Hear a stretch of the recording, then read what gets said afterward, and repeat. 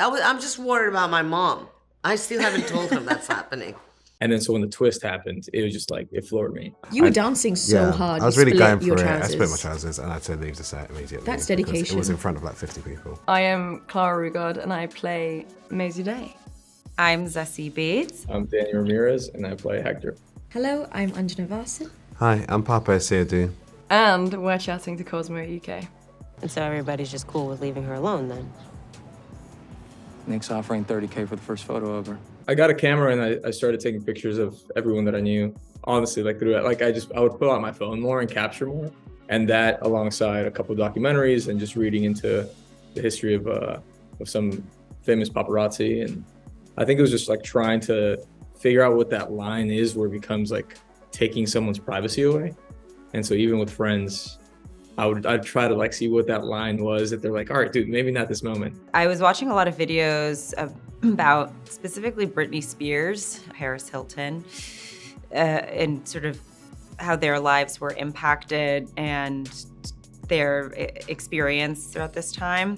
And yeah, and that was kind of, I was just sort of enmeshing myself in this time and the culture. And for me, I think growing my empathy for why somebody chooses this profession and thinking about, all of the reasons to justify what I think a lot of people might call something, I don't know, a profession that's like invasive and makes people's lives difficult, etc. But there are reasons people do it. And and as an actor, I feel like I'm always empathizing with the character, so.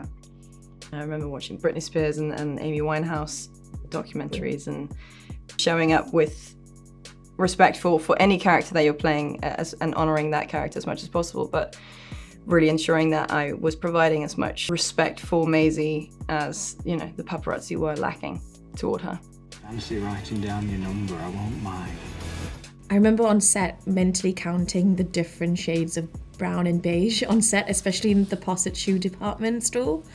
I just thought Matthew Price, our costume and set designer, did like an incredible job. It just felt instantly recognizable and believable in that world, and it's so imaginative how they did that. She even has your hair. That's not my hair. Well, it's a lot like your hair. And she's even called Joan. Okay, what even is this show? Did you have a conversation? I think they kind of just told us. Yeah. You're skunks and that's it. We had an incredible hair team, and it came from one brilliant mind in particular. And so, Charlie. Well, I think No? I think Charlie was weighing in on it, but He wanted something very memorable. yes, and it was, and I feel it's been so weird because I think because the 90s vibe is coming back a lot, we've been seeing, even before the show has come out, we've been seeing people with their like skunk streaks walking down the street. So it's we went to dinner one time and two of the waitresses had the same hair as our characters. It was like a Black Mirror episode. If not now, when? I did not say that like that. That is not what happened. Baby, I believe you. That was me. Yeah. I just wanted to look hot. And she did. And we had to make the wardrobe because it was something that had to be similar. And I think it's a color that we both look great on. No, we rocked it, Anna. When she comes out after seeing her after Joan, and she comes out on the set, I saw her on the set with the Farrah Fawcett hair and the thing. For a moment, I didn't recognize her because I had been so used to the other look. I went like, wow, wow. But it was always so funny getting to work and like me having this frumpy dumpy outfit and like no makeup, and then Salma shows up in the same outfit, just like glammed up, and her body is just banging and being like, yes. With heels like this because I am half her height. I also remember trying like so many different prototypes of the red leather jacket to find like the precise cut and the precise color of red that would be perfect for, because it's 1979 is such an interesting time. It's like on the cusp of like the late 70s going into the 80s, and they wanted a cut of a leather jacket that could feel like it was slightly going into the future for that time.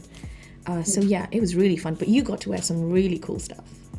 Yeah, I mean, if you watch any clips from Top of the Pops from, 1970 whatever till 1990, you're gonna see some looks basically.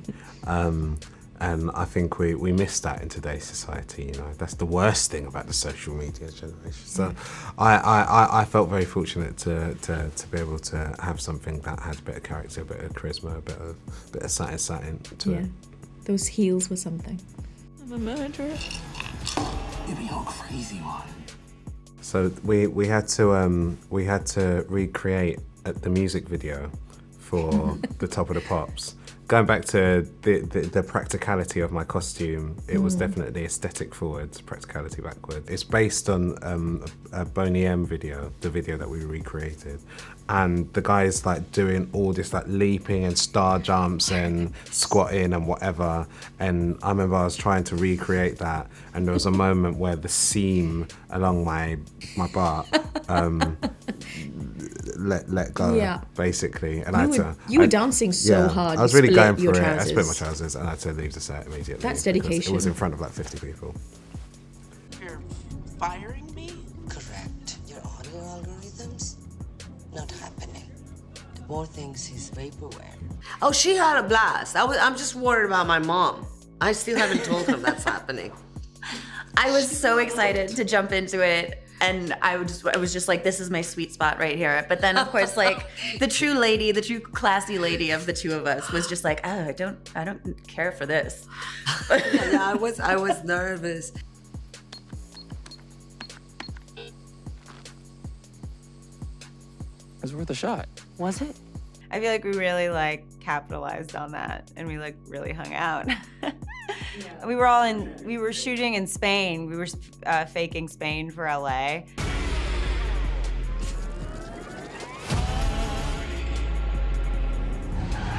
I think because it's the glass that I have to smash poor Vicky's head in. I know Vicky's horrible to me, but the actress playing Vicky, Catherine, is so lovely. So I really was so nervous about doing that. I know they kept saying it's sugar glass, it's really safe, but I was like, can you guarantee me that nothing will happen, because I just can't. And there was only about 3 or 4 panes of sugar glass, and if someone breathes in the room, the sugar glass breaks. So I felt the kind of pressure of I think there was only 1 or 2 left, that the take had to be perfect because they were running out of sugar glass, and there's just a single pane of sugar glass that was going on top of this counter, and I couldn't mess it up because, there weren't any left. How sure are you she's in there? 85%? 85%. Maybe 80. The show's survival doesn't, I don't think, land on our shoulders.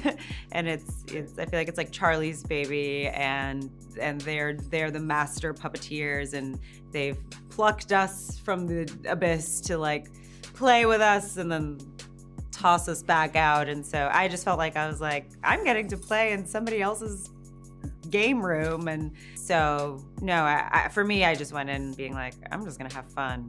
Honestly, letting Charlie and his writing do its thing, and the way we captured it, I think was just something. It was a beautiful trust fall of they know exactly what they're doing, and so they're gonna, if I go astray, they'll lead me right back. And they're just kind of letting the subject matter do its own work. If I was able to bring the humanity to it, and the complex humanity, it would be used in the proper way. And so it was trusting it in that way.